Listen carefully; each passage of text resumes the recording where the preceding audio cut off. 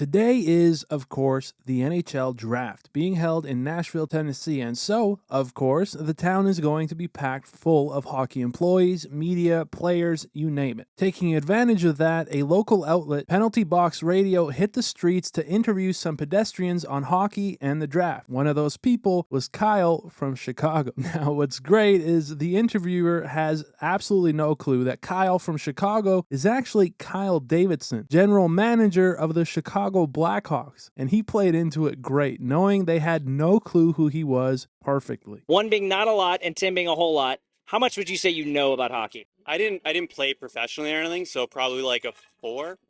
Fan of the sport, I don't know. Some people say I don't know that much, so okay. Some people say I don't know that much. So good. They then asked him to name as many hockey players as he could in 20 seconds, and he starts off with the most obvious ones, just to kind of seem like a casual. Wayne Gretzky, Mario Lemieux. But he then proceeded to list off present and former Blackhawks players one after the other. Jonathan Toews, Patrick Kane, Michael Roosevelt, Brian Bickle, Dave Bolland, Nick Foligno, Taylor Hall. I love how he threw in Taylor Hall and Nick Foligno there, almost like a hint to the interviewer, since he literally just traded for those two. But yeah, this is just an all-time GM moment, and you don't see stuff like this a lot. It's honestly almost too good to be true. That was great.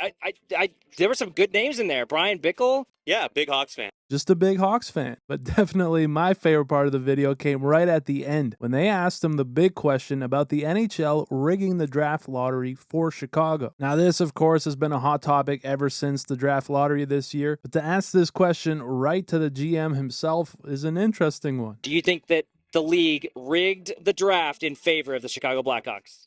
No. Pretty confident.